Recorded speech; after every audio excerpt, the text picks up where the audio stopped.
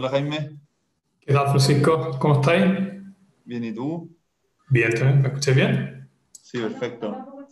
Buenísimo. Perfecto. Estamos.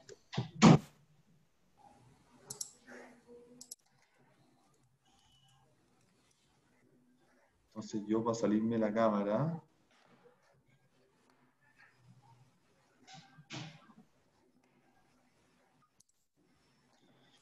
claro, si pongo tener video, me salgo, ¿no? O sea, no me veo. Sí, igual si no hablas tampoco te vas a ver.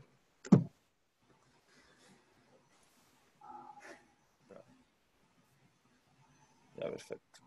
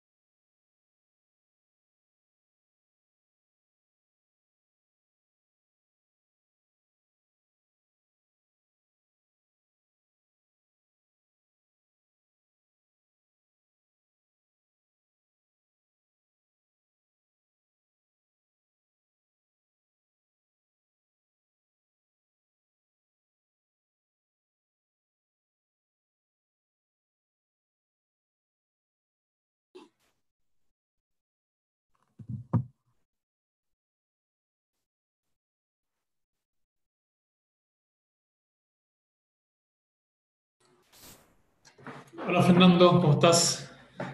Hola, ¿cómo estás? Muy bien, gracias. ¿Te parece que esperemos a las Sí, no, 11 en no, punto para yo que me se conecte conecté el antes. último? No, no, no, tranquilos. Yo me conecté antes solo para ver que estuviéramos ok con la conexión, así que tranquilo. Sí, perfecto, lo escucho bien y se ve bien también. Ya, Muchas gracias. perfecto. Ya.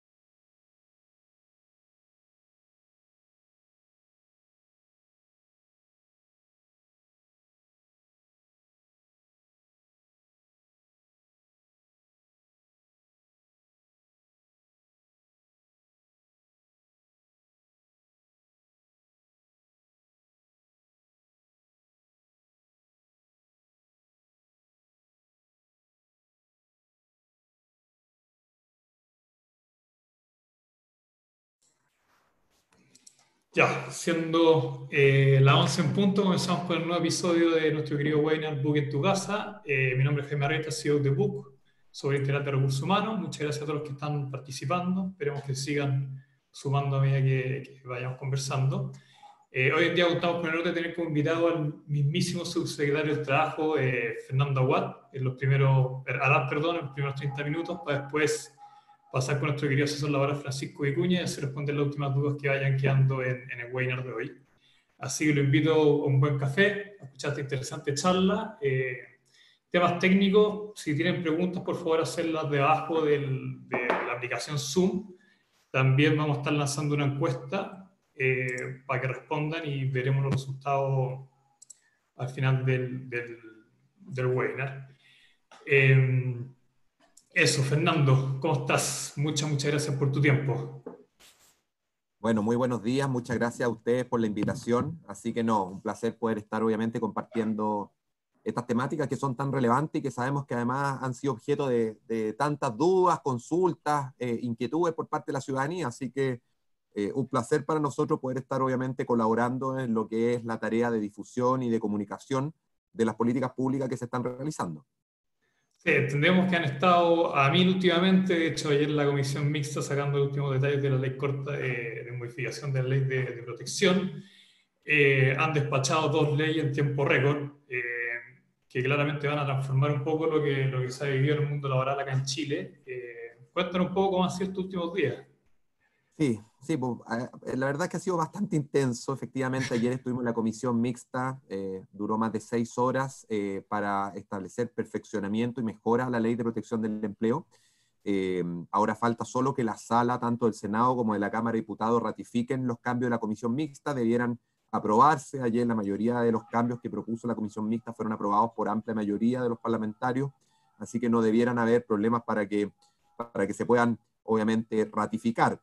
Y como tú muy bien señalabas, esto es parte, obviamente, de una agenda bastante intensa que hemos tenido durante este último tiempo, y que ha significado ir teniendo avances que no habíamos tenido a lo mejor en años, y que algo positivo que podemos sacar de esta pandemia, de esta contingencia del COVID-19, es que ha hecho también que el ritmo del mundo parlamentario para aprobar estos proyectos de ley sea más rápido, y eso también obviamente es algo súper valioso, y que para nosotros también es relevante poder ir haciendo estos cambios en las políticas públicas. Buenísimo. ¿Te parece si partimos hablando un poco de la ley de teletrabajo y trabajo a Perfecto. distancia? Entiendo que una iniciativa que tenía el gobierno desde el 2011, después del 2018 se volvió ahí con el tema también del trabajo a las 40 horas que propuso la oposición, pero siempre hablan ustedes de este tema de la flexibilidad y ahora en temas de días prácticamente ya tenemos un capítulo nuevo en el Código del Trabajo respecto a este tema. ¿Nos puedes contar un poco más sobre Efectivamente, eso? efectivamente. A ver, el teletrabajo y trabajo a distancia es algo que nosotros veníamos persiguiendo hace bastante tiempo. Efectivamente, hubo un proyecto por allá por el año 2011, pero que no tuvo prácticamente ningún avance en el Congreso. Y luego, al reiniciarse el segundo periodo del presidente Sebastián Piñera, presentó un nuevo proyecto en el año 2018, proyecto que fue avanzando en el Congreso, pero que no tuvo obviamente toda la rapidez que a nosotros nos hubiera gustado. Dada la contingencia del coronavirus, todo el mundo se dio cuenta que ya la situación del teletrabajo era una realidad y que muchos trabajadores estaban de facto, ¿cierto?, en los hechos teletrabajando, pero sin una ley que los protegiera ni los regulara. Antes de la vigencia de esta ley de teletrabajo, la verdad es que lo que teníamos en materia de teletrabajo en Chile era solo una norma que establecía que si una persona trabajaba desde su casa iba a estar excluida de horario, pero nada señalaba, por ejemplo, respecto de los límites máximos que podía tener esa persona, nada se señalaba respecto de qué ocurría en materia de accidente del trabajo, enfermedad profesional, nada se señalaba respecto de quién se hacía cargo del pago de los materiales, de la herramienta, o, por ejemplo, el pago de Internet. Y por lo tanto, esta ley, que es la ley 21.220, que está en vigencia en nuestro país desde el 1 de abril pasado, es decir, va a cumplir casi un mes ya desde la entrada en vigencia, lo que viene a hacer es establecer las reglas claras para que trabajadores y empleadores puedan acogerse a esta modalidad. Aquí un par de antecedentes relevantes. Primero, esta ley regula el trabajo a distancia y el teletrabajo. No es lo mismo trabajo a distancia que teletrabajo. Hay una relación, yo digo, de género-especie. El trabajo a distancia es el género, el teletrabajo es la especie. ¿Por qué? Porque el trabajo a distancia es cualquier tipo de trabajo que yo realizo fuera del lugar del establecimiento. Pero cuando ese trabajo que yo realizo fuera del lugar del establecimiento, fuera de la empresa, lo realizo por medios informáticos, telemáticos, de telecomunicaciones, estamos hablando de teletrabajo, porque puede haber otro tipo de empleos que yo realizo fuera del lugar de la empresa, desde mi casa, por ejemplo, pero en que no ocupo medios informáticos. Y ese no es teletrabajo, sino que es solo trabajo a distancia. Y esa distinción creo que es importante hacerla porque Súper la ley importante. regula ambas situaciones.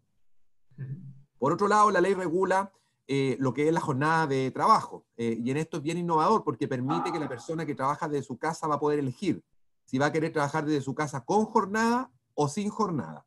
Si decide trabajar con jornada laboral, va a tener la misma jornada, por ejemplo, que tenía en la empresa, y por lo tanto se le va a tener que respetar ese horario y todo lo que trabaje en exceso va a dar derecho a horas extraordinarias. Alguien nos puede preguntar cómo se mide eso. Hoy día se puede medir, existe la tecnología para, por ejemplo, medir los tiempos de conexión y por lo tanto el que esa persona tenga un horario y una jornada va a medirse de acuerdo al tiempo de conexión que tenga trabajando desde su casa. Y si elige Bueno, trabajar sin jornada, que es lo que la mayoría de los teletrabajadores generalmente elige, ¿por qué? Porque eso te permite tener mayor libertad, tú te adaptas, adaptas tu trabajo a tu vida, ¿cierto? Nosotros siempre decimos que el trabajo se adapta a la vida y no la vida al trabajo, y por lo tanto, la persona, de acuerdo a sus propias necesidades, de acuerdo a sus propios intereses, va a hacer su trabajo en el día sin estar cumpliendo un reloj control. Esa persona va a poder trabajar sin horario, pero establecimos una garantía que es un derecho inédito en nuestra legislación, que junto con Costa Rica somos los 2 primeros países de Latinoamérica que lo va a tener regulado legalmente. Esto ya lo tienen los países desarrollados europeos, lo tiene Italia, lo tiene Francia, lo tiene Alemania, que es el derecho a la desconexión digital. Que quiere decir que un trabajador puede trabajar sin horario, pero al menos tiene que tener un derecho a la desconexión digital de 12 horas continuas entre una jornada y otra. Eso significa que en esas 12 horas de descanso el empleador no lo puede interrumpir, no le puede mandar correo, es decir, hay un descanso garantizado al trabajador y es un avance muy potente en relación a los derechos de los trabajadores para poder tener cierta garantía mínima, obviamente, de descanso. Sí, una duda que sale harto es respecto a eso. Digamos, en el artículo 22 hay un inciso, obviamente, que da ciertas condiciones para que gente no pueda estar sujeto, obviamente, a una jornada laboral. Entonces, ahí siempre salen dudas cómo aplica esa figura para el caso del teletrabajo, trabajo a distancia.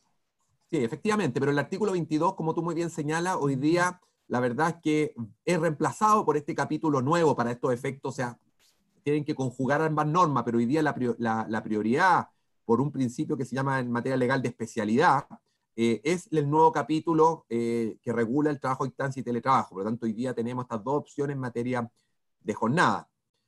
Otro tema relevante que surge siempre en las discusiones de teletrabajo es qué pasa si la persona, el trabajador, tiene un accidente o una enfermedad profesional en su puesto de trabajo. ¿Queda cubierto o no queda cubierto por la ley 16.744, que es la ley sobre accidentes del trabajo y enfermedades profesionales? La ley señala de manera expresa que sí queda cubierto y por lo tanto también esta es una muy buena noticia para un trabajador o trabajadora que se accidenta o que tiene una enfermedad profesional. Hay ciertas enfermedades profesionales típicas, ¿cierto? Para las personas que trabajan en computadores, ¿cierto? En escritorio, que es la tendinitis, la epicondilitis y otra serie de enfermedades que uno ha ido aprendiendo con el tiempo que son más frecuentes. Si ese accidente del trabajo o esa enfermedad profesional es a causa o por ocasión del trabajo, esa persona va a tener derecho a todas las prestaciones y tratamiento de la ley de accidentes del trabajo y enfermedades profesionales que otorgan las mutualidades respectivas o el ISL en el caso que corresponde. Por lo tanto, también esta es una muy buena noticia. Y el otro punto también relevante que me gustaría hacer presente es otra garantía y otro derecho inédito, que es el derecho de retracto, que establece que las partes pueden pactar transitar de la modalidad de trabajo presencial a la modalidad de teletrabajo. Pero si alguna de ellas, empleador o trabajador, se da cuenta que resulta que no les funciona, por ejemplo, el trabajador que diga, no me funciona trabajar de mi casa porque resulta que los niños no me dejan trabajar, porque resulta que me desconcentro, porque resulta que me tiento con la televisión, o me tiento con ir a la cocina a sacar algo para comer, y por lo tanto me interrumpo yo mucho el trabajo y no estoy cómodo, y yo trabajador no me siento a gusto, puedo yo trabajador decidir volver a la modalidad presencial y tengo que dar un aviso a mi empleador con 30 días de anticipación. Lo mismo al revés. Si el empleador que pactó con su trabajador pasar de la modalidad presencial a teletrabajo se da cuenta que el trabajador ya no es el trabajador responsable, productivo, eficiente, que lo era trabajando en la empresa, y resulta que hoy día no cumple con las metas, no cumple con los objetivos, el empleador también va a poder decirle al trabajador con 30 días de anticipación, ¿sabe qué? Vuelva a la modalidad presencial. Y por tanto también es una muy buena noticia, porque nosotros creemos que también da cierta flexibilidad en lo que es esta nueva modalidad de trabajo a la cual todos nos vamos a tener que ir adaptando. Sí, me parece buenísimo que se modernice un tema que venía hace tiempo ya pidiendo ser escuchado. Yo creo que es de las cosas buenas que hemos tenido dada la situación actual, de modernizar estos aspectos del trabajo. Han salido obviamente ciertas dudas. Yo diría que tenemos más dudas con el tema de protección al empleo, pero para ir cerrando el tema un poco de teletrabajo. Una duda que siempre entra y nos preguntan mucho nuestros clientes es sobre el tema de la movilización. Entendemos que tiene que haber un impacto como de común acuerdo, ¿cierto?, entre los costos, digamos, de hacer el teletrabajo o trabajo a distancia. Pero ¿qué pasa con el concepto de movilización, siendo que la persona no se está movilizando al lugar de trabajo, asumiendo que trabaja desde la casa, obviamente? Sí, efectivamente. Mira, yo estaba mirando ahora las preguntas. Leonor hace una pregunta y un par de Verónica, varios de las personas que nos están viendo están haciendo esta misma pregunta que tú me mencionas. A ver, efectivamente, la ley señala, en primer lugar, que el trabajador no puede sufrir menoscabo por pasar a la modalidad de teletrabajo. Por lo tanto, si el trabajador tenía determinadas asignaciones como trabajador presencial, no puede el empleador, y esta es una regla básica del derecho del trabajo, porque los contratos son consensuales, requieren para modificarse el acuerdo de ambas partes, no puede el empleador unilateralmente quitarle la asignación. ¿Qué va a ocurrir en la práctica? Si la persona va solo a teletrabajar, porque ojo, la ley permite combinar tiempo de trabajo presencial con tiempo de trabajo a distancia. Yo podría, por ejemplo, acordar, empleador-trabajador, podrían acordar trabajar desde la empresa todos los días en la mañana y teletrabajar todos los días, y teletrabajar desde su casa todos los días en la tarde. O trabajar desde la empresa lunes, martes y miércoles y teletrabajar jueves y viernes. En esos casos el trabajador tiene que transitar, tiene que movilizarse, por lo tanto la asignación de movilización es válida. Pero ¿qué ocurre si las partes deciden libremente que el trabajador solo va a teletrabajar y no va a tener que ir a la empresa? Pierde sentido la asignación de movilización. El empleador no puede unilateralmente eliminarla, pero parece lógico que va a tener que haber un acuerdo, un anexo al contrato de trabajo, en que se establezca cambiar esa asignación, por ejemplo, por otras asignaciones a la cual el empleador sí va a estar obligado. La ley, por ejemplo, pone de cargo del empleador pagar lo que son los costos de Internet, producto del teletrabajo, u otros costos que se originen producto de la persona trabajando de su hogar. Y por tanto, lo lógico y lo que va a ocurrir en la práctica, y así consta de la historia de la ley cuando se discutió, que esas asignaciones que ya no son necesarias se cambien por otras asignaciones que sí lo sean. Y por lo tanto, eso es importante, y con eso también aprovecho a responder un par de preguntas de las que se hicieron respecto de los costos del teletrabajo. Los costos del teletrabajo corresponden al empleador, pero ojo, son los costos obviamente necesarios para teletrabajar. No quiere decir que el empleador le va a tener que pagar la cuenta de la luz, ni la cuenta del agua de toda la casa al trabajador, ni siquiera el costo de todo el Internet, porque el trabajador puede tener un plan de Internet para también uso personal, y por tanto las partes van a tener que determinar cuánto es lo que tiene que contribuir el empleador, pero esto no significa que el empleador tenga que hacerse cargo de todos los gastos domésticos que puede tener un trabajador. Perfecto. ¿Te parece, Fernando, que en honor al tiempo pasemos a la siguiente ley? Te cuento, porque en nuestro público hoy en día tenemos la audiencia principalmente gerentes de personas, jefes de remuneraciones. Hemos estado, o sea, hablo a través de ellos, digamos, de que estamos full día, tarde, noche haciendo modificaciones, obviamente para cumplir bien con los temas de suspensión y reducción de jornada. Ha sido todo sobre la marcha. Entonces han salido un millón de dudas, sobre todo ahora que está saliendo esta ley corta, que va nuevamente modificar esa ley. No sé si te parece que nos enfoquemos en eso ahora un segundito. Sí, de todas maneras. De todas maneras, a ver, de todas maneras, la ley de protección del empleo es una ley que viene a dar, a nuestro juicio, un respiro a millones de trabajadores y miles de empleadores que la estaban pasando muy, muy mal. Cuando uno mira las cifras de despido, las cifras de desempleo, nunca hay que olvidar que detrás de estas cifras hay personas, detrás de estas cifras hay familias que hoy día la están pasando mal. La ley de protección del empleo busca abarcar alrededor de 4,5 millones de trabajadores, que son trabajadores con contrato y con seguro de cesantía, que estaban hoy día, o están con la incerteza de si van a mantener o no van a mantener sus puestos de trabajo. No olvidemos que solo en el mes de marzo hubo 300.000 despidos, 100.000 despidos más que en el mes de febrero pasado, y casi un 40% más que en el mes de marzo del año pasado. La ley de protección del empleo, que ya está vigente desde el 6 de abril pasado, que es la ley 21.227, viene a dar dos alternativas para las partes. La suspensión de la relación laboral, que puede ser por acto de autoridad o por acuerdo de las partes, o la reducción de la jornada de trabajo.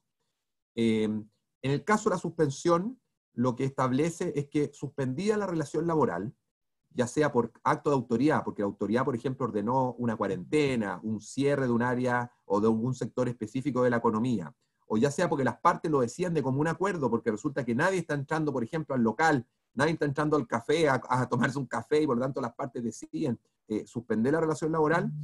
La suspensión significa una especie de periodo de hibernación, en el cual las partes mantienen vigente la relación laboral, el trabajador sigue generando antigüedad, el trabajador sigue generando vacaciones, sigue recibiendo un ingreso que en este caso va a ser con cargo al seguro de cesantía, y el empleador sigue pagando las cotizaciones. Sí, yo creo que es relevante también, en Alemania está esta práctica hace tiempo, y también para la empresa es muy importante para salir, digamos, de estas recesiones, volver a tener contratar, o sea, estas personas hay que volver a contratar nueva gente para empezar a producir, sino que hay gente que conoce la empresa, así que es muy bueno también. Absolutamente, lo que tú dices es un punto clave. En algún momento esta contingencia del coronavirus va a pasar. y vamos a tener que volver a reactivarnos como país. Es mucho más fácil reactivarse con trabajadores con relación laboral suspendida, pero vigente, que sigan en la empresa, a que las empresas tengan que salir de nuevo a buscar trabajadores, a contratar, a darle un periodo de inducción, a enseñarles cómo es el negocio. Por lo tanto, esto no solo es bueno hoy día, porque permite que los trabajadores no queden desempleados, sino que mantengan su fuente laboral, sino que es bueno para después, porque para después, para que la actividad se retome, para que las empresas puedan retomar sus actividades económicas y el país pueda volver a funcionar, es mucho mejor, y así lo dicen todos los expertos por lo demás, retomar con los mismos trabajadores en que solamente hay un acto de término de un periodo de suspensión que tener que volver a iniciar una relación laboral. Así que eso que tú señalas por lo pronto es así y es la tendencia de los países desarrollados que lo están haciendo bien en esta materia. Y la otra alternativa, como lo decíamos, la reducción de la jornada de trabajo, que permite que las partes puedan reducir la jornada hasta en un 50%. El empleador va a pagar la totalidad de la jornada reducida y de las cotizaciones por esa jornada reducida, y el resto va a recibir el trabajador un complemento a su remuneración de hasta un 25% de cargo del seguro de cesantía. Es decir, un ejemplo, trabajador y empleador pactan trabajar la mitad, pero el trabajador en vez de recibir la mitad de su sueldo va a recibir un 75%, el 50% de cargo del empleador, el 25% de cargo del seguro de cesantía. No sé si parece pasando a las preguntas. Pues tengo varias preguntas respecto a este tema, sobre todo, te diría yo, el que más ha salido el tema de el pago de cotizaciones, ¿cierto? Estamos 50%, después quedó 50 AFP, 100 salud, después volvieron 100 salud la Cámara de Diputados, había un tema respecto, ¿qué va a quedar esa película? Les cuento, a ver, este tema ayer se zanjó en la comisión mixta, se aprobó de manera unánime, va a ser 100% salud de la remuneración real que la persona tenía, es decir, de la remuneración que la persona tenía antes de la suspensión, y 100% pensiones, pero no de la remuneración que la persona tenía antes de la suspensión, sino que 100% de pensiones respecto de las prestaciones del seguro de cesantía. No sé si se entiende, o sea, 100% del 70% que recibe la persona del giro del seguro de cesantía el primer mes, después 100% del 55%, ustedes saben que las prestaciones del seguro de cesantía se van pagando en orden decreciente. Y por lo tanto, el primer mes el trabajador recibe un 70% de su remuneración, el segundo mes un 55%, un tercer mes el 45%, hasta llegar a un 30%. En pensiones va a ser un 100% de lo que el trabajador recibe por concepto del seguro de cesantía. Y en salud, la ISANA y AFC, un 100% de la remuneración real. Ese es el acuerdo que se suscribió ayer, que a nosotros nos parece que es un muy buen acuerdo. Protege por una parte los derechos de los trabajadores de recibir sus cotizaciones, pero también se hace cargo de las inquietudes que tenían especialmente las pymes de no tener que cotizar por un porcentaje de remuneración que el trabajador no está recibiendo, y por tanto en el caso de pensiones esa cotización va a ser un poquito menor, pero va a tener que seguirse cotizando. Así que eso es lo que ayer aprobó la comisión mixta. Obviamente esto falta que sea aprobado por la sala del Senado y la sala de la Cámara, pero es el statu quo actual respecto de esta materia. Eso sería la última sobre la última remuneración, no el promedio de últimas tres ni nada del estilo. Es que va a depender. Si el trabajador tiene una remuneración fija, es la última. Si él tiene una remuneración variable, se calcula el promedio de las últimas tres. Por lo tanto, va a depender de qué tipo de remuneración tenga. Ya, perfecto. ¿Y eso va a aplicar para las empresas que ya hicieron suspensión en el mes de abril o va a quedar... La ley entra en vigencia al momento de su publicación, pero señala la norma retroactiva que si las empresas ya pagaron cotizaciones en el periodo anterior, esas cotizaciones ya están bien pagadas. Por lo tanto, esto va a corresponder a partir de la fecha de publicación en adelante.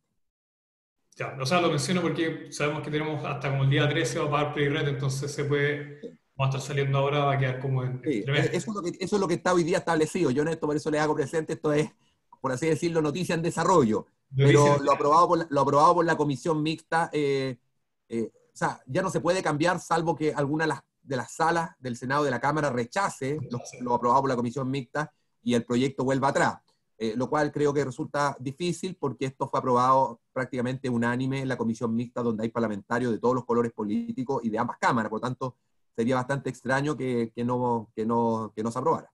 Pregunta y sobre... Me imagino la respuesta, pero ¿es sobre el plan el 7% obligatorio o sí, qué pasa con los plazos de plan? Sobre lo obligatorio, el empleado está obligado, tiene que pagar. Si el trabajador tiene planes alternativos, voluntarios, adicionales, no hay obligación del empleador respecto a eso. Perfecto. Y el tema que ha salido harto también es sobre los pensionados. Para el tema de las subvenciones, ¿qué se va a hacer en esos casos? No, para las personas jubiladas, Sí, jubilados. a ver, es que hoy día, Recién- esta ley, como yo decía, hoy día favorece alrededor de 4,5 millones de trabajadores. Ya hay ciertos sectores que están fuera. ¿Quiénes están fuera? Los independientes, los informales, los trabajadores por cuenta propia. En el día de ayer el presidente ya anunció un proyecto de ley para los trabajadores con boleta de honorario, ¿cierto? Que van a hacer determinados pagos que van a tener derecho, por lo tanto ya no estamos haciendo cargo de ese universo. Y hay dos grupos de trabajadores dependientes respecto a los cuales estamos viendo fórmulas si existen algunas alternativas para poder llegar a ello. Uno son los trabajadores jubilados. ¿Por qué? Porque los trabajadores jubilados no cotizan seguro de cesantía. Están exentos de cotizar el seguro de cesantía en virtud del decreto de ley 3.500. Y por lo tanto, al no cotizar seguro de cesantía, no corresponde que reciban beneficio del seguro de cesantía, porque no han contribuido al seguro de cesantía. Lo mismo ocurre con los trabajadores contratados antes del año 2002, en que no tenían la obligación de cotizar seguro de cesantía. Algunos después empezaron a cotizar voluntariamente, pero no era obligatorio. Por lo tanto, tenemos la misma hipótesis. Y ahí estamos buscando fórmulas para ver cómo podemos llegar a ello. Porque lo que no podía ocurrir es que le diéramos beneficio del seguro de cesantía, que es cotizado por otro grupo de trabajadores, a trabajadores que no han contribuido al sistema, ¿cierto? Y por eso que es importante buscar fórmulas para ello, y dentro de ese grupo obviamente están los jubilados, y el antecedente de por qué no cotizan pensiones es porque, cesantía, porque esas personas reciben una pensión, por lo tanto ya reciben un ingreso. Y ese fue el antecedente en su momento, cuando esto se hizo en la ley, hace ya muchos años atrás, en que se le eximió de cotizar el seguro de cesantía. Excelente. Y yendo ahora un poco a la reducción de jornada, los trabajadores que están recibiendo el ingreso mínimo mensual o cercano a eso con reducción se quedan bajo el ingreso mínimo. ¿Eso hay alguna implicancia para...? No, no hay implicancia, pero hay dos temas importantes. En primer lugar, la ley establece de manera expresa que van a tener derecho al ingreso mínimo garantizado. Y el ingreso mínimo garantizado es una ley que se aprobó hace muy poco, que presentó el presidente, y que fue aprobada por el Congreso, que busca que ninguna persona reciba un ingreso líquido inferior a 300.000 pesos. Porque ustedes saben que el bruto del ingreso mínimo son 301.000, pero el líquido puede ser mucho menos, alrededor de 250.000. Por lo tanto, ¿qué dice la Ley de Protección del Empleo? Que va a ser compatible con el ingreso mínimo garantizado. Por lo tanto, las personas van a seguir recibiendo ese subsidio. Y además, ayer en la comisión mixta se estableció que esta Ley de Protección del Empleo va a ser compatible con otros dos beneficios que son muy utilizados por muchas personas en nuestro país, que es el subsidio al empleo joven y el bono al trabajo de la mujer. Y por lo tanto se van a también seguir recibiendo ese subsidio y ese bono para las personas que accedan a esta normativa. Y el tema de asignación familiar, que también ha surgido bastantes dudas respecto, ¿se menciona algo en la ley o...? Se mantienen las reglas generales, ahí la ley no innova respecto a eso, por tanto se aplican las reglas generales que ya hoy día existen. Ya, clarísimo. Otro tema que ha salido es que hay muchas empresas que comentan que están subiendo sus nóminas a la dirección del trabajo, a la reducción de jornada, y todavía no se han aprobado esas nóminas. ¿Cuándo se espera que se van a realizar los pagos Sí, por parte de la FEC? esto es importante, porque los pactos de reducción de jornada, la ley establece de manera expresa que entran en vigencia al mes siguiente de suscritos.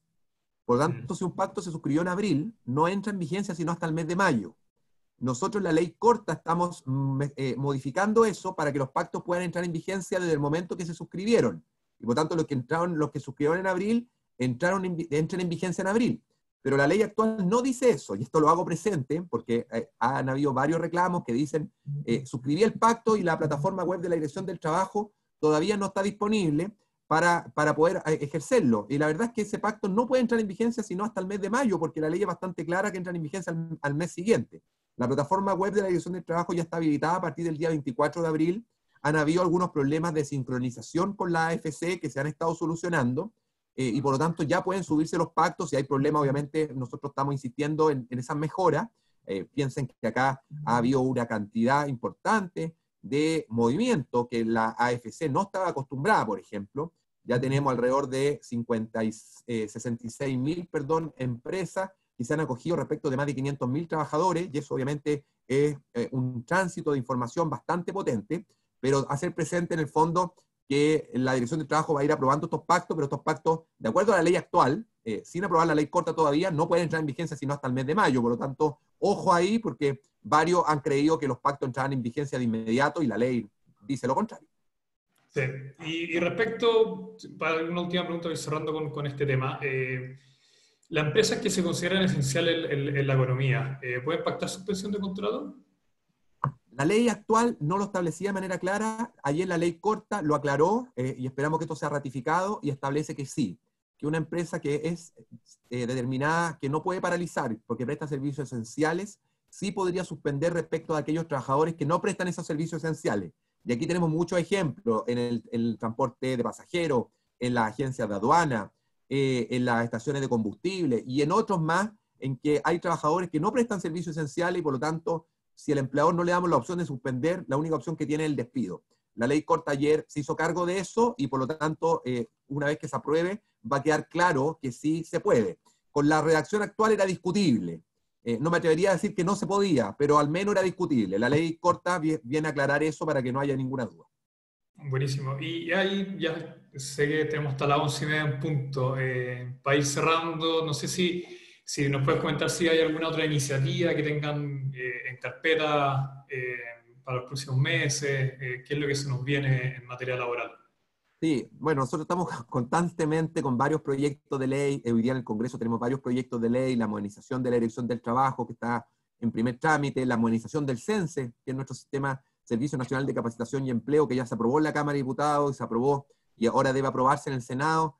Y un poco lo que comentaba al principio, hoy día la contingencia del coronavirus nos ha hecho replantearnos las cosas, replantearnos la forma de relacionarnos, ¿cierto? Hoy día tenemos que relacionarnos con distanciamiento social.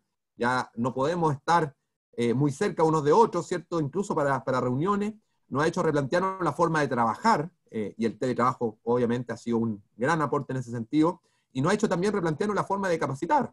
Yo ahora, hace algunos minutos atrás, estuve lanzando, y aprovecho para pasar el dato, varios cursos del CENSE, gratuitos, online, que los pueden ver en la página del CENSE, www.cense.cl, porque la capacitación sin duda es la principal herramienta que nos hace acceder a mejores condiciones laborales y salariales a los trabajadores, y en consecuencia es súper importante estar capacitándose, especialmente en lo que son las herramientas, las competencias del presente y del futuro, como son las competencias digitales y tecnológicas. Así que bueno, nosotros estamos con una agenda súper profusa, invitamos a todos quienes nos están acompañando a que sigan la cuenta tanto del Ministerio como la nuestra de la Subsecretaría del Trabajo.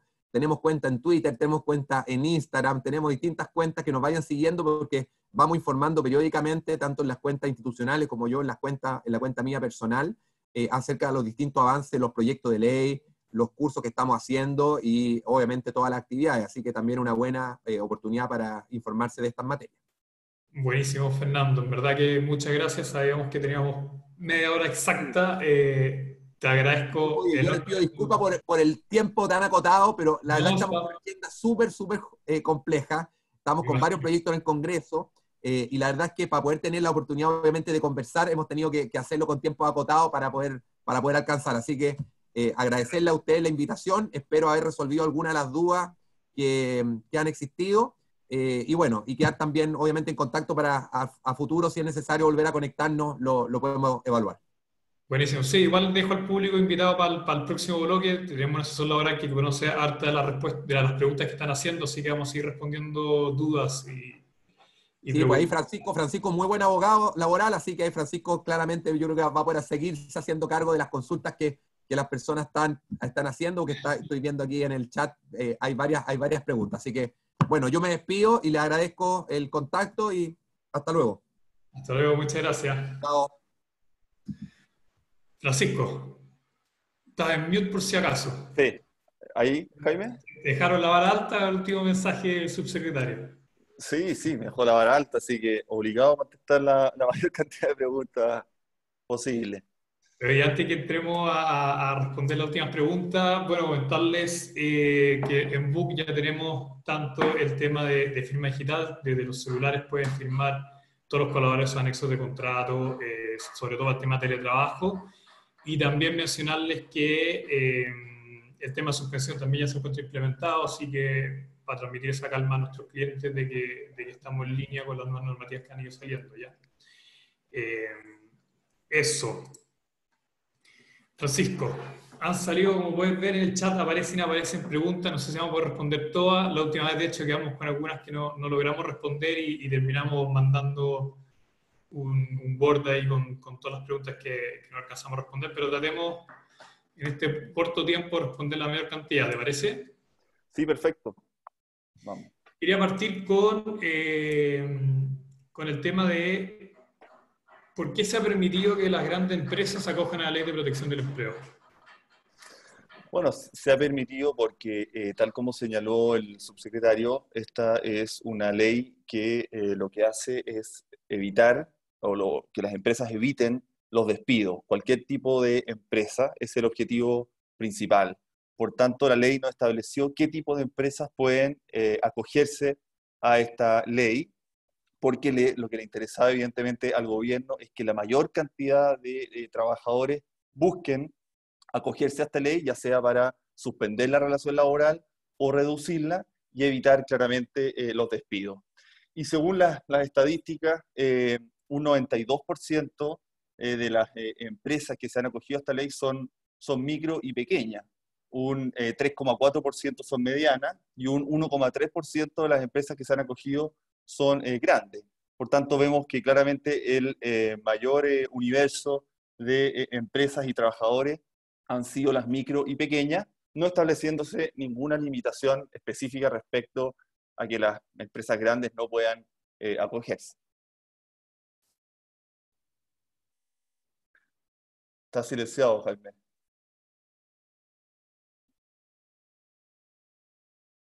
Sí, ahí sí, Ahí sí, perdón. sí. ¿El tema de suspensión total aplica para toda la empresa o se puede aplicar para el beneficio para ciertas áreas? No, aplica la ley, habla de empresa, ¿no? Por tanto, la empresa que se vea afectada por un acto de autoridad o por una afectación total o parcial, como dijo el subsecretario, porque no ingresan clientes, porque no puede abrir, porque tiene problemas de liquidez, porque no tiene facturación, puede acogerse a esta ley. La diferencia es que si es por acto de autoridad, opera de pleno derecho, es decir, no requiere un acuerdo entre las partes mediante un anexo, y si no hay una declaración de autoridad, por ejemplo, porque no hay una cuarentena, se requiere un acuerdo entre las partes, un anexo de contrato entre la empresa y el trabajador, y luego una declaración jurada del empleador en la página del Seguro de Cesantía, donde tiene que ingresar los datos de la empresa, los datos de los trabajadores, RUT, y está todo el procedimiento en la página bastante simple y detallado. Buenísimo. Siguiendo con el tema de la suspensión, ¿se puede suspender por periodos no consecutivos? O sea, suspender un mes que vuelva a trabajar, después suspender de nuevo. A ver, la ley no lo prohíbe. La ley tiene una vigencia de 6 meses desde su publicación, o sea, desde el mes de abril. Por tanto, si estamos hablando de un pacto de autoridad o un pacto de reducción, las partes son libres para acordar la vigencia de ese pacto. Por ejemplo, un mes, al término de ese mes, las partes podrían volver a revisar la situación de la empresa y acordar un nuevo pacto o volver a la situación anterior. En definitiva, todo queda al acuerdo entre las partes y que se suscriba mediante un anexo para efectos de acogerse a esta ley. Lo linkeo con otra pregunta que están haciendo ahora, entonces no es necesario que el pacto sea de 5 meses contigo. No, no es necesario. Buenísimo. Acá tengo otra pregunta que dice, el tema de registro de pacto de horas en la inspección, de hora extra, me imagino que debiese ser, ¿no? A ver, la ley establece que lo único que debe realizarse en la dirección del trabajo es suscribir el pacto de reducción. El pacto de reducción de jornada y remuneración debe subirse a la plataforma de la Dirección del Trabajo, como explicó el subsecretario, y comienza a tener aplicación o vigencia al mes siguiente desde suscrito el pacto de reducción. Y ahí la Dirección del Trabajo va a estar en contacto con el Seguro de Cesantía para efectos de que a esas personas que se les redujo la jornada y remuneración, el Seguro de Cesantía pague el respectivo complemento de la remuneración. Buenísimo. Acá hay una pregunta súper interesante, que son las personas que no tienen control de jornada, o sea, este artículo, el inciso del 22. artículo 22, si hacen rebaja de sueldo, o sea, ¿se pueden acoger a la rebaja de Sí. la ley del empleo o no? ¿De la protección del Sí, empleo? Sí, la ley no lo prohíbe, por tanto, la ley aplica tanto para los trabajadores que tienen una jornada de trabajo como para los trabajadores que están exentos de limitación de jornada que tiene el artículo 22. Por tanto, en ese anexo que se firma entre las partes, simplemente debe decirse que la remuneración se reduce en un X%, que no puede ser superior al 50%, y por tanto esas personas, como la jornada no se puede reducir porque no tienen jornada, bastaría indicar que se reduce la remuneración en tal por ciento para que el seguro de cesantía pague el complemento respectivo. Clarísimo, clarísimo. A ver si tenemos, bueno, más dudas que han ido saliendo ahora. Hay una que dice María José Vargas de la suspensión laboral de las cotizaciones se paga el 100%. Eso, bueno, como respondió el subsecretario, está saliendo una ley corta hoy en día que acaba de ser despachada la comisión mixta. Falta las últimas aprobaciones, pero en ese caso sí se tiene que pagar un 100% lo que es salud, y entendí que previsión el 100% sobre los pagos, digamos, de la AFC, ese 75%. Que quizás Francisco nos podía explicar cómo funciona ese escalonado de la AFC en caso de suspensión laboral. Sí, eso es una buena pregunta porque hay duda por parte de los trabajadores si es que van a recibir, si la relación laboral está suspendida, van a recibir la misma remuneración que venían recibiendo antes. Y la respuesta es no. Van a recibir un porcentaje de la remuneración, un porcentaje que va a ir decreciendo. Para los contratos indefinidos, el primer mes van a recibir un 70% de la remuneración, segundo mes 55, tercer mes 45, cuarto mes 40, 35 y 30. Y para los contratos por obra o a plazo, el primer mes un 50%, el segundo mes un 40% y el tercer mes un 35%. Esto es importante tenerlo claro para que después el trabajador no vaya a reclamar en definitiva y tenga certeza de que en definitiva no va a recibir la misma remuneración, sino que esta ley busca que la relación laboral siga vigente, recibiendo al menos un porcentaje de la remuneración que venía recibiendo con anterioridad a la suscripción del pacto. Clarísimo. Los colaboradores con el artículo 22, ¿deben firmar anexo contrato para realizar teletrabajo? Sí, sí. A ver, la firma del anexo de contrato es importante por un tema de registro, ya entre las partes, de que no se está trabajando en dependencias de la oficina, sino que se está trabajando ya sea en la casa o en otro lugar convenido entre las partes. O sea, importante desde un punto de vista probatorio. Y además desde el punto de vista estadístico, porque tal como lo señaló el subsecretario, una vez que se firma este anexo, debe subirse a la página de la Dirección del Trabajo en un plazo de 15 días.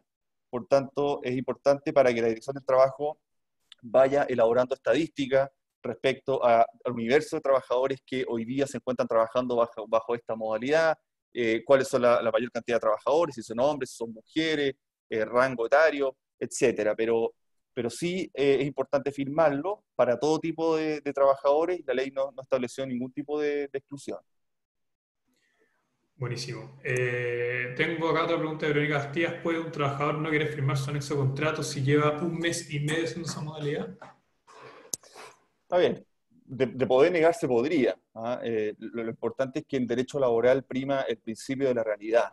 Por tanto, ¿qué quiere decir esto? Que por más de que no exista un documento firmado, lo que prima es lo que lo que se esté trabajando o la modalidad que se esté trabajando en la realidad, en el día a día entre las partes. Por tanto, podría negarse, pero en definitiva podrían existir otros medios probatorios para acreditar de que la relación laboral se está llevando a cabo bajo esta modalidad sin que exista un documento firmado. Por tanto, no veo por qué podría existir una negativa del trabajador a firmar este documento si es que en la práctica está trabajando así hace ya bastante tiempo. Ya, buenísimo. Acá tengo otra pregunta de Ana Weiner que dice: la ley de protección del empleo, la opción de la reducción de jornada solo se puede aplicar desde mayo de 2020 o puede ser por el mes de abril. Yo creo que lo explicó bastante bien el subsecretario, diciendo que entra en vigencia a partir del otro mes de que se subía la nómina, y que la ley corte que va a salir ahora va a permitir de que eso pueda hacer a partir del mes que se está suscribiendo, o sea, de abril. Así que habría que ver que se apruebe esa ley corta para ver si se logra hacer los pagos en abril, ¿cierto? Claro, efectivamente. La ley se estableció que para el pacto de reducción, el primer pago iba a ser al mes siguiente al de la suscripción del pacto. O sea, si el pacto se firmó en abril, el pago de del complemento del seguro de cesantía debiera ser en mayo. Pero en el fondo lo que explicó el subsecretario es que se está discutiendo una ley corta o tramitando para efectos de que se pague el mismo mes de la suscripción del pacto, para que en definitiva ese trabajador cuente con ese complemento el mismo mes en que firmó el anexo contrato. Tengo otra pregunta que yo sé que no está mencionada en la ley, pero he escuchado al subsecretario sobre el tema de si se puede pagar asignaciones o bonos durante el periodo de suspensión de trabajo. Sí, esa es una buena pregunta, porque la ley no dice nada a este respecto, pero lo cierto es que esta ley está pensada para empresas que efectivamente estén en una situación financiera complicada, afectada total o parcialmente por problemas de liquidez, financiamiento, facturación, no puede abrir, etcétera, y no tenga otra medida que someterse a esta ley para efectos de evitar un despido. Por tanto, resultaría, a mi juicio, contradictorio que por una parte el empleador se acoja a esta ley y esté complementando la remuneración del trabajador con un bono o con una asignación. Porque en definitiva, si se acogió a esta ley es porque no tenía recursos suficientes para continuar pagando la remuneración. Por tanto, por un tema de criterio, mi opinión es que si se acoge a esta ley, no se esté complementando la remuneración del trabajador, ni tampoco, por ejemplo, hagan prestar servicio a los trabajadores si es que la relación laboral está suspendida. Porque el efecto de la suspensión es que no se pagan remuneraciones y no se prestan servicios. Es importante establecer que la ley estableció sanciones penales para los representantes de la empresa que se acojan a esta ley, no cumpliéndose con los requisitos para ello. Entonces, hay que tener ojo en este sentido. Volviendo un poco al teletrabajo, el tema de cobertura de accidentes de trabajo. ¿Cómo se hace la denuncia individual? ¿En qué casos se aplica el accidente de trabajo estando en el hogar? Creo que Sí, es un tema que no hemos tocado, quizás podría ser interesante sí. resolver. Sí, la ley, como explicó el subsecretario, estableció que en caso las personas que estén prestando servicios bajo esta modalidad van a estar cubiertas por la ley 16.744, que es la ley de accidentes del trabajo y enfermedades profesionales. Por tanto, la cobertura va a ser la misma para ese trabajador que sufre un accidente o una enfermedad estando en su casa, como si estuviera en la oficina. ¿Ya? Eso es súper importante. El empleador también va a tener que realizar la misma declaración individual de accidente del trabajo o de enfermedad que hubiese realizado bajo la otra modalidad. Por tanto, se aplican las reglas generales y se va a considerar como accidente del trabajo aquel que es realizado de forma directa en la prestación de servicio del trabajador. Por tanto, va a ser importante, en definitiva, que el empleador tenga conocimiento de dónde se están prestando los servicios, si se están cumpliendo con todas las medidas de seguridad, si hay medidas de prevención, porque en definitiva, un accidente doméstico en el domicilio, no sé, me imagino en el baño o en la cocina, finalmente las mutualidades van a tener que definir si ese accidente fue o no con ocasión del trabajo. Por tanto, en resumen, el trabajador está cubierto de la misma forma como si estuviera en la oficina, ya sea para accidentes, ya sea para enfermedades, e incluso por accidentes de trayecto, es decir, aquellos que se ocasionen en el trayecto directo desde el domicilio a la oficina del trabajador. Perfecto. ¿Es necesario firmar un anexo a la H, la mutual, diciendo este cambio de teletrabajo? ¿O? No, la ley no estableció ninguna exigencia a ese respecto, por tanto basta firmar el anexo de contrato entre las partes y subirlo a la página de la Dirección del Trabajo. Y en definitiva, yo creo que aquí la mutualidad, cuando reciba alguna denuncia, va a solicitar antecedentes y dentro de estos antecedentes el empleador va a tener que enviarle el contrato o anexo de contrato bajo esta modalidad para que quede claro que el trabajador estaba prestando servicio en su domicilio o en otro lugar acordado entre las partes. Buenísimo. Otra pregunta que siempre sale también, Francisco, es sobre el tema de las causales de finiquito durante la suspensión laboral. Quizás puede ser bueno ahondar un poco más en eso, porque siempre se confunde con el tema de fuerza mayor. Sí. Si nos puede explicar un poco al respecto, por favor. Sí, la ley estableció cierta protección del empleo durante el periodo de suspensión, estableciéndose la prohibición por parte de las empresas de despedir trabajadores durante la suspensión por la causal de caso fortuito fuerza mayor, ¿ya? El caso fortuito fuerza mayor es un imprevisto imposible de prever, como un naufragio, un terremoto, una pandemia, pero tiene que tener un requisito adicional que tiene que ser permanente. Y por tanto, este ha sido el requisito por lo cual tanto la Dirección del Trabajo como los tribunales laborales de justicia han establecido que esta causal, si se aplica, va a ser rechazada. Por tanto, ese empleador que aplicó esa causal va a tener que pagar indemnizaciones y otras asignaciones. Por tanto, la ley estableció que la única causal que podría aplicarse para despedir a un trabajador durante la suspensión es la causal del artículo 161 del Código del Trabajo, esto es necesidades de la empresa o desahucio escrito del empleador, que es para ciertos cargos, gerentes, subgerentes o personas con facultad de administración. Por tanto, esa es la única causal por la cual se puede aplicar para poner término al contrato de un trabajador durante la suspensión. Buenísimo. Yo creo que hay otro tema también que hemos dejado un poco de lado, que yo creo que es súper relevante tener bien claro, que el tema de los requisitos que debe cumplir la empresa, las sanciones que hay también al respecto, si es que no los cumplen. Quizás podríamos andar un poco en eso. He visto hartas preguntas relacionadas a ese tema. Quizás sea bueno hablar de eso. ¿Requisitos para qué? ¿Para qué ley? Para la suspensión. Sí. Y la reducción de jornada, entiendo que no cualquier empresa puede Sí. llegar y Sí. acceder a la reducción de jornada. Sí, aquí claro, efectivamente se distingue entre el pacto de suspensión y el pacto de reducción, en el escenario que no estemos frente a una declaración de autoridad. Para el pacto de suspensión, a ver, la empresa tiene que estar afectada total o parcialmente por esta contingencia del coronavirus, y en definitiva, además de eso, se requiere un requisito para el trabajador de cotizaciones, que tiene que estar afiliado al sistema de AFC, que es el seguro de cesantía, y tiene que tener contar con 3 cotizaciones continuas en los últimos 3 meses anteriores a la declaración de cuarentena o al pacto, o sea, 3 cotizaciones continuas, o 6 cotizaciones mensuales continuas o discontinuas en el último año, siempre que las últimas 2 hayan sido con el último empleador. Es decir, se requiere una exigencia adicional en cuanto a la antigüedad del trabajador respecto al pago de cotizaciones, ¿ya? Eso es para la suspensión.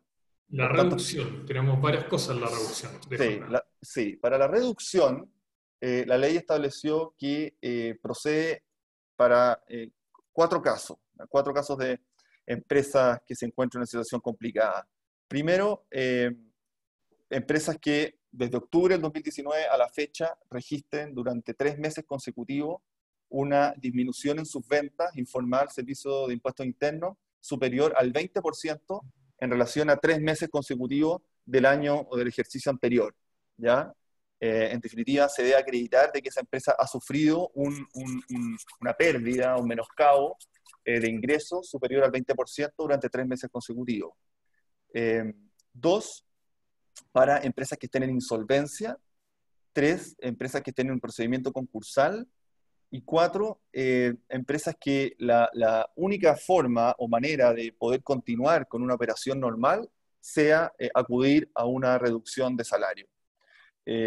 Por tanto, estos 4 casos dan a entender de que no toda empresa podría acogerse a la reducción, sino que tiene que estar en una situación financiera complicada, afectada ya sea total o parcialmente. Y respecto a las cotizaciones, se estableció una exigencia adicional.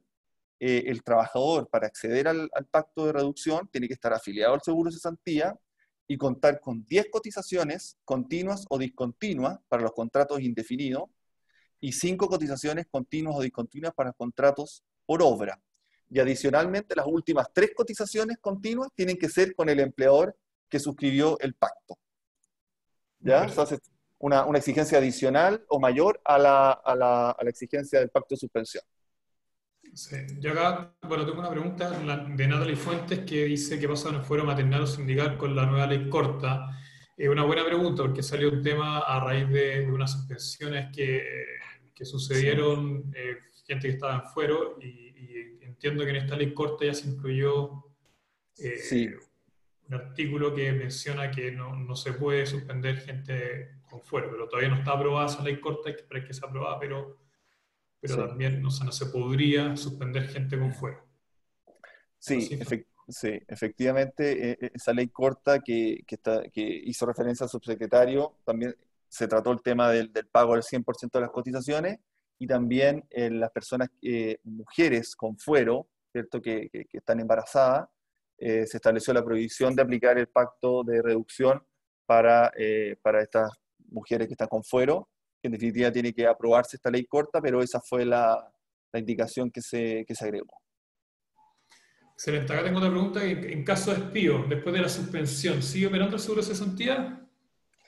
Sí, sigue operando el seguro de cesantía. Es buena pregunta porque la ley estableció que durante la suspensión se va a pagar el porcentaje de la remuneración con cargo a la cuenta individual del trabajador y si esa cuenta individual se agota o se termina, luego comienza a aplicarse con cargo a la cuenta solidaria.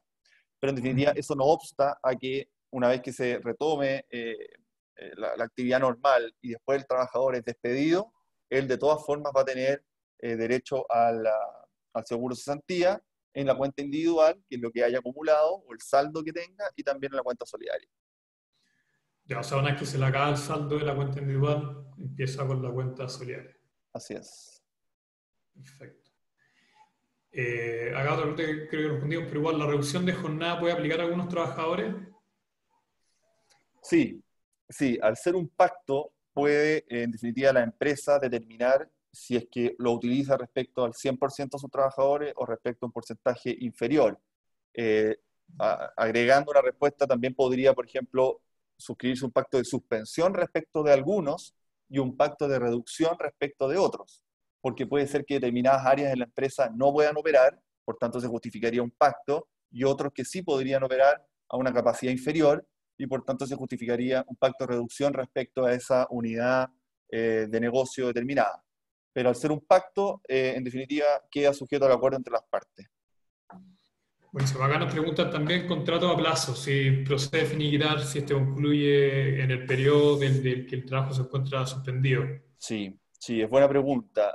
Al estar suspendidos los efectos del contrato, lo que han señalado, bueno, he leído en la materia respecto a determinados abogados y otras personas que han dicho que no procedería a poner término a ese contrato a plazo fijo ni por obra, porque el contrato está suspendido y por tanto habría que esperar que la suspensión termine para que en definitiva aplicar el término de ese contrato por estas dos causales.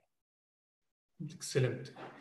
Bueno, Francisco, yo creo que te bombardeé con muchas preguntas ya. Y en honor al tiempo tenemos que ir cortando el tema. Quiero publicar también la respuesta de la encuesta que estuvimos haciendo.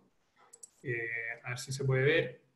Una cosa, Jaime, antes que acá Cuéntame. hay una pregunta que dice que la ley dice que hay 3 meses para regularizar el teletrabajo. Eso se establece para las personas que venían trabajando con teletrabajo antes de la entrada en vigencia de esta ley, ¿ya? Para esas personas, en definitiva, tienen 3 meses para ajustarse a esta ley, para suscribir un anexo, en definitiva, para agregar las estipulaciones de esta ley y subir ese anexo a la Dirección del Trabajo. Pero las personas que comienzan a trabajar con teletrabajo después de la publicación tienen el plazo de 15 días para registrarlo en la Dirección del Trabajo. Buenísimo. Muchas gracias por la aclaración. Yo sé que han salido 1 millón de preguntas. Tenemos más de 50 preguntas y siguen saliendo. Prometemos que les vamos a mandar un documento que ya tiene harta esta respuesta. Pero necesitamos terminar justo antes de las 12. Ahí están los resultados de la encuesta que lanzamos. Interesante, yo creo que tema teletrabajo, todos o algunos, la mayoría, o sea, hay 5% de los que están participando en este webinar que no está en la modalidad de teletrabajo, y con respecto a la ley de protección del empleo, se da vuelta completamente, tenemos el 70%, 69% a ser preciso, de empresas que no se acogieron a la ley de protección. Y dentro de estas tres, digamos, razones que uno se puede acoger, está bien parejo. Gana el pacto de suspensión de contrato, 18%, después viene el pacto de reducción de jornada con un 12%, y por último, suspensión por acto de autoridad con un 11%.